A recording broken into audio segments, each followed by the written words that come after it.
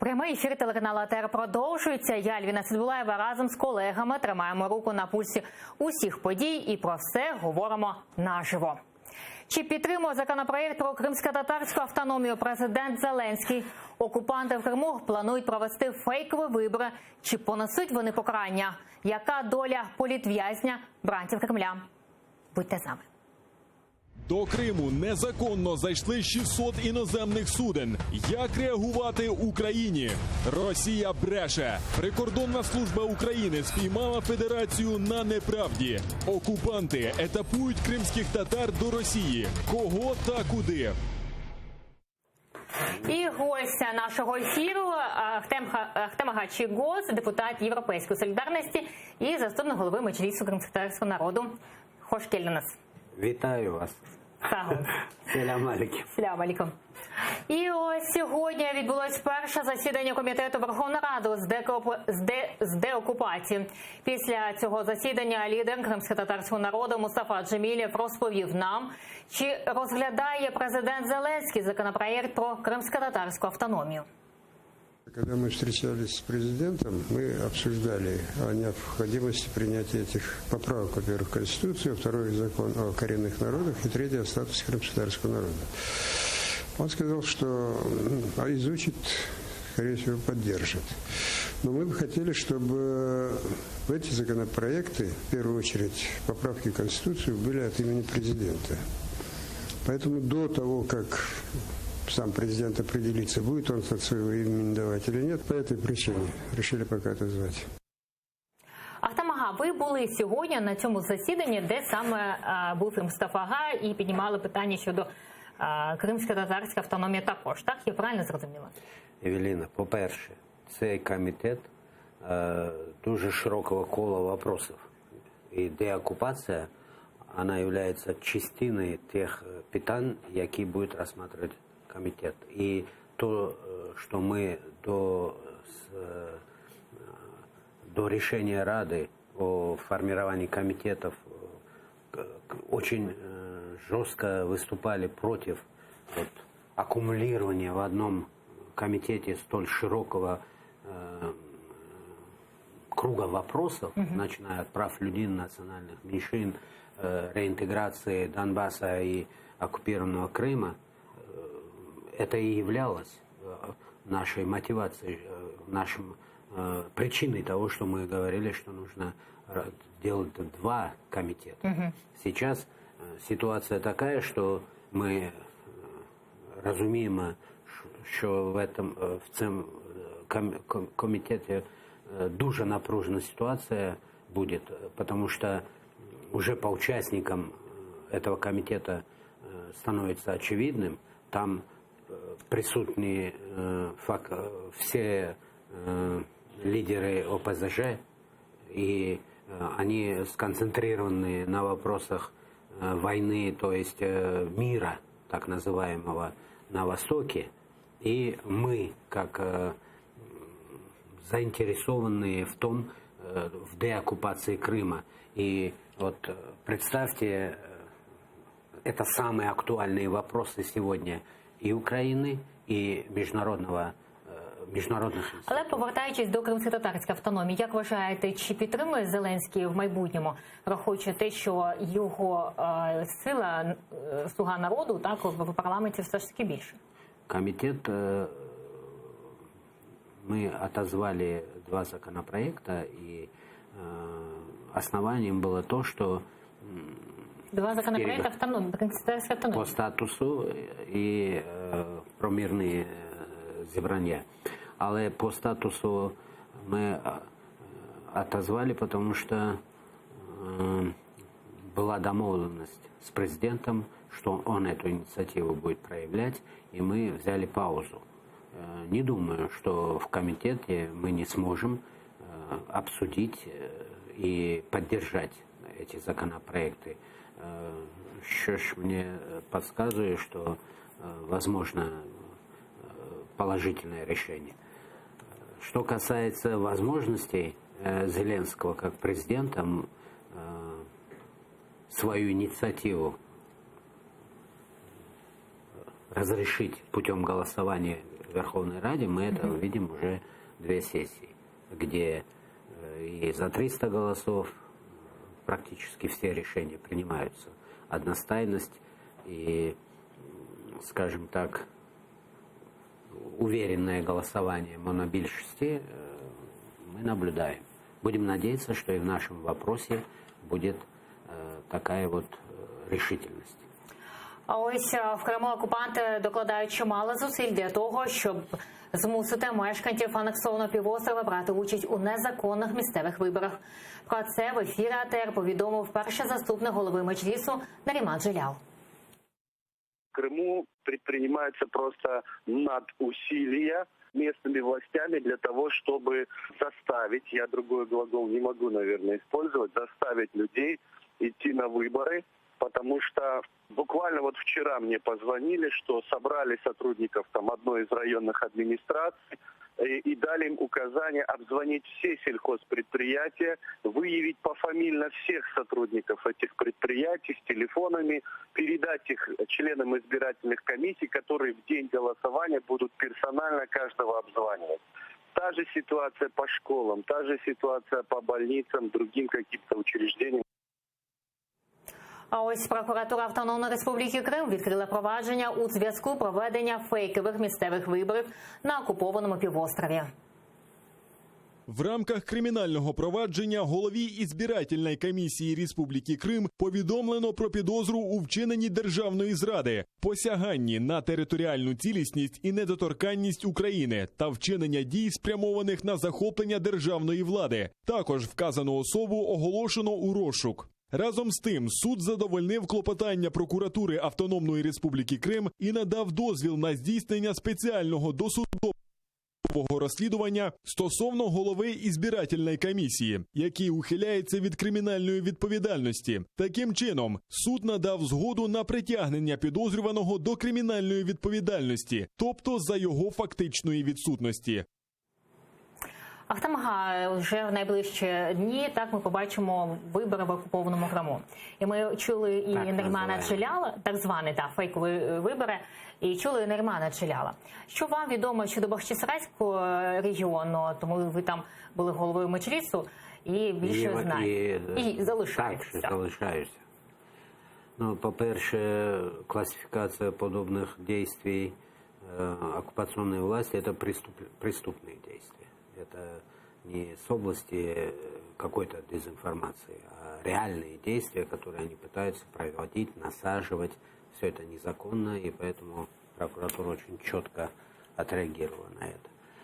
Что касается тех механизмов, да, действительно, уже больше 5 років оккупации. И методы будут более жесткими, более изощренными для достижения своей цели. Сейчас есть у них, знаете, вот если по президентским, так называемым, и Верховной Государственной Думы эти выборы, так называемые, еще можно каким-то образом выразить и более существенно, так сказать, отреагировать, то по местным выборам это вот то, что легко вводить в заблуждение и поназначать во всех советах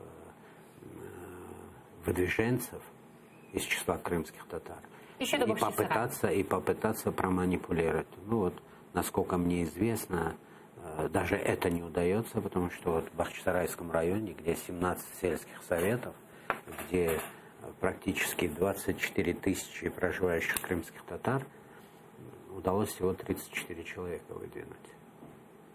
Это за такой срок, вот такие, в кавычках, успехи оккупантов говорят о том, что мобилизованность не срабатывает, даже, уж не говоря там о подкупах, и угрозы тоже не срабатывают. Но нам нужно четко выражать свою позицию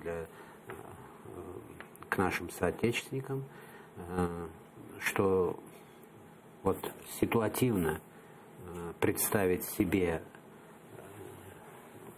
свое участие, оно потом обернется расплатой за участие в измене.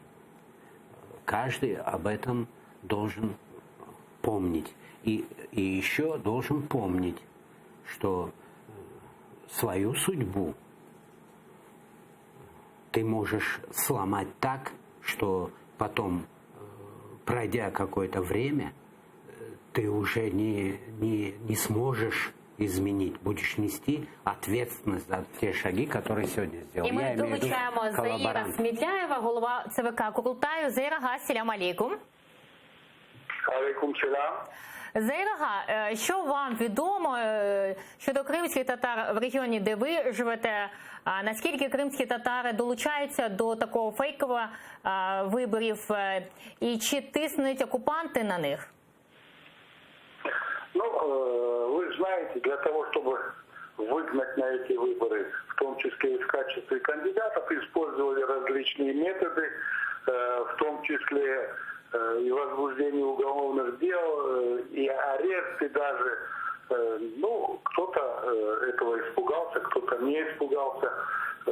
Вот, например, я прошерстил там списки в так званый Госсовет, и здесь всего 3 десятка крымских татар. Причем, ну, даже такие, которые не имеют какого-то среднеспециального образования, без образования, работая там еще кем-то. Ну, главное, что нашли какого-то амбициозного там человечка, который захотел представлять крымских татар, фамилия у него крымско-татарская, и, конечно, его вставили в этот список. В тех регионах, где точно так же анализировал ситуацию, например, сельские советы, 10-мандатные, 15-мандатные округа. Вот 10 мандатов, значит 10 депутатов от «Единой России» и больше никаких кандидатов. Ну, потому что, а вдруг сейчас там кто-то другой, не дай Боже, пройдет. Поэтому такая ситуация, что можно сказать, что так званые выборы будут почти безальтернативные. И это при том, что выгоняют, заставляют бюджетников принимать участие, еще что-то, и рассказывают, за какую правильную партию, каким образом голосовать, как это будет проверяться. Ну, все эти разговоры уже идут. По предприятиям, по учебным заведениям, по бюджетникам идет жесткая отмашка. Будут заставлять выходить на выборы, но я думаю, что при всем при этом они не наберут и 50%. Уровень доверия резко упал. Заїрага, як ви вважаєте, що робити людям, яких все ж таки примушовують йти на ці вибори, особливо ті, хто працюють в школах, лікарнях, як ви вважаєте, і яка ситуація в вашому регіоні? Ну, я скажу, что выборы – это дело добровольное. И поэтому, кто хочет в очередной раз поучаствовать в этом шоу, чтобы потом его использовали, в том числе и его голос, который, я не думаю, что будут какие-то выборы, будут действия, отдаленно напоминающие выборы. Поэтому, если какой-то работник предприятия, бюджетной сферы не пойдет, это его личное дело. Никто не имеет права за это его преследовать, наказывать. Это такое дело. Чох Сагол, Заїрага Смідля, голова ЦВК Курултаю, був з нами на зв'язку з Криму. А ось Держприкордонслужба України ловить Росію на брехні. У відомстві спростували заяву Москви, що, мовляв, до окупованого Криму збільшився потік туристів.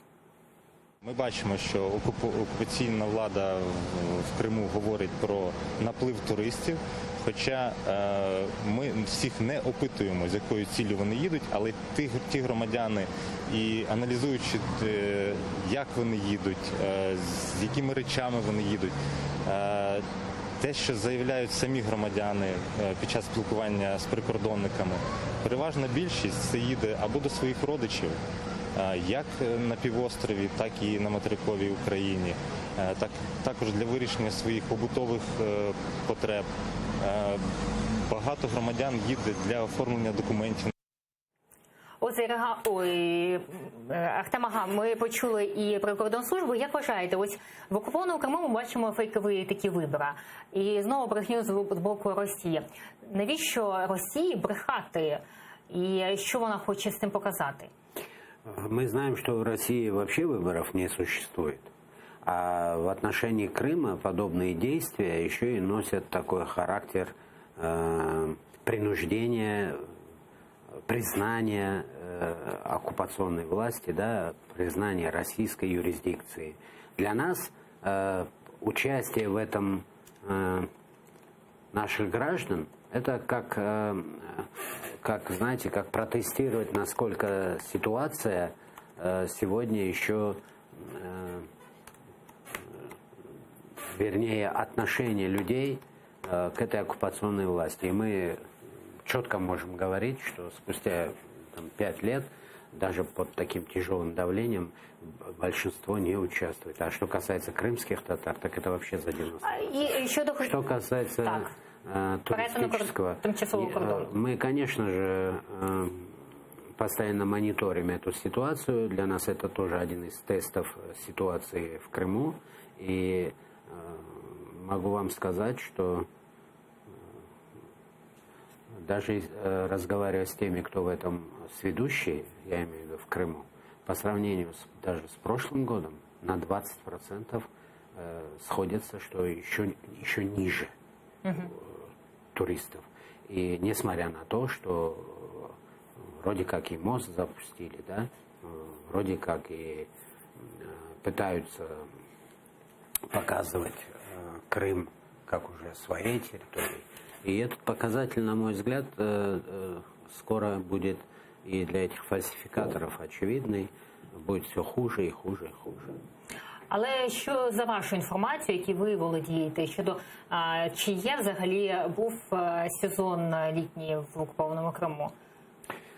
Мы мониторим такие самые известные курорты нашего родного Крыма и мониторим вживую. И когда показывают тебе прямую связь в самое горячее время, август месяц, знаменитые пляжи, и на них они полупустые, то мы уж точно ориентируемся, что такое 2 миллиона туристов в Крыму, что такое 5 миллионов. Мы видели эти 5 миллионов и 7 миллионов видели. И знаем, что такое, когда туристическая отрасль умерла. Мы это все прекрасно понимаем. Поэтому сегодня мы можем еще раз подтвердить, спустя 5 лет оккупации, что туристическая отрасль в Криму фактично умерла. І поговоримо щодо політв'язнів. Ось кримських татар, яких звинувачують у причетності до Хізбу Тахрір, окупанти збираються етапувати з Сімферополя до Ростова-на-Дону. Про це заявляють рідні політв'язнів. Ростов – это очень далекая дорога, да, и каждый раз ездить, у меня, например, не будет получаться, это у меня дети, да, которые, тем более у нас сейчас и 1 класс пойдет ребенок, и еще один ребенок входит в школу, это очень накладно, да, получается, за детьми надо, а во-вторых, матери ездить тоже тяжело по состоянию здоровья. Это получается 37-й год, когда насильно сажали, потом кого неугодных на ГУЛАГ отправляли, кого-то выселяли, кого-то депортировали. То же самое. Я так думаю, что мировое сообщество придет к какому-то этому и заставит эту Россию освободить наших невинно осужденных детей. Ахтем-ага, як сказала Зудія Салієва, активістка національного руху кримських татар, а чи взагалі світ бачить, що відбувається в окупованому Криму, та яка ж доля звільнення кримських татар? За эти годы нам удалось, чтобы услышали, увидели реальную картину с этими репрессиями и тем террором, который проводится на территории Крыма, России, но в то же время, чтобы мир увидел, но в то же время мы видим, что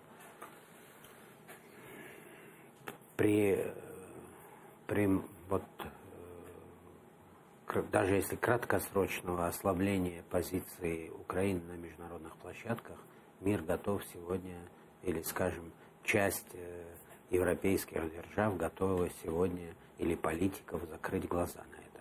Вот это и самое тяжелое в этом процессе. И сейчас думаю, что мы будем снова активизировать на международных площадках. Вот в сентябре будут площадки Совета Безопасности, по-моему, в Варшаве.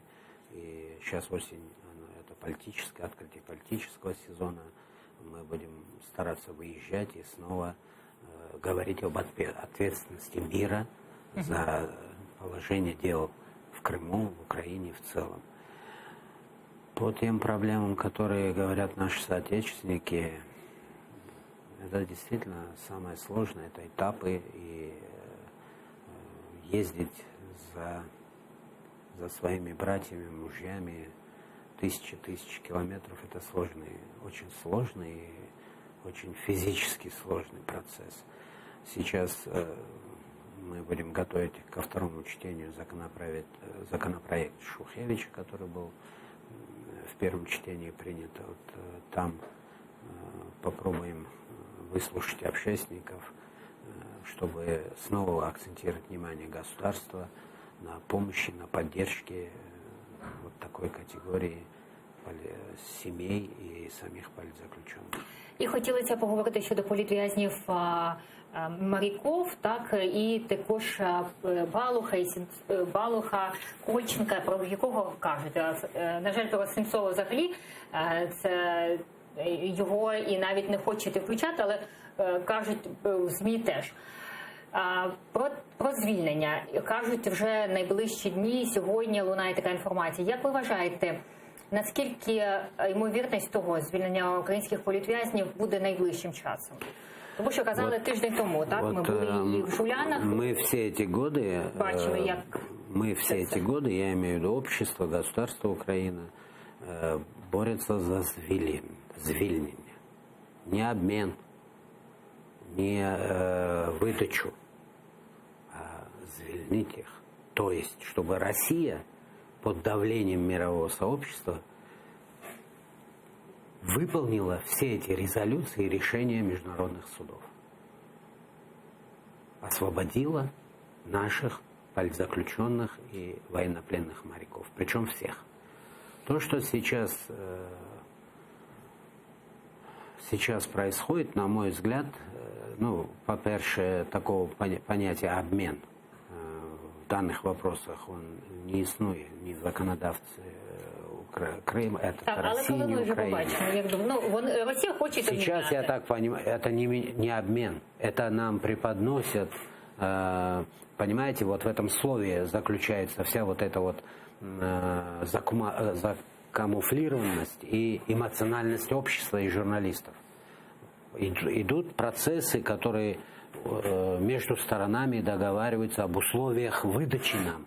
И точно так, на каких условиях мы будем выдавать определенных, это не обмен, потому что в определенном случае это должны работать законы касательно передачи и досиживания, либо помилования, либо продолжения судебных действий уже на нашей территории. И это к обмену никакого отношения не имеет. Вот тут вот я считаю, что власть должна была говорить откровенно, и общество гораздо спокойнее бы и с пониманием бы отнеслось к тем путям, которые предлагает Россия. Предлагает Россия, а мы вынуждены принимать некоторые условия. Но по морякам недопустимо, потому что есть решение трибунала, и скоро должны вступить санкции против России за невыполнение. Есть политзаключенные, которые, если бы такие, как Сенцов, как Балух, Кольченко, которые давно бы могли выйти на свободу, если бы они подписывали бы гнусные предложения России. Ахтем Агачігос, народний депутат від «Європейської солідарності» та заступник голови Меджлісу кримськотатарського народу, був з нами в ефірі. Дякуємо вам.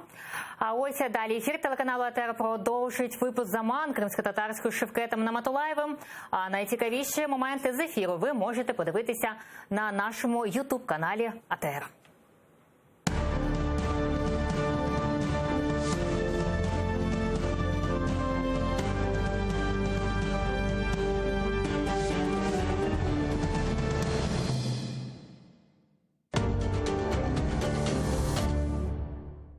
Перше засідання комітету з деокупації Криму та Донбасу. Скільки народних депутатів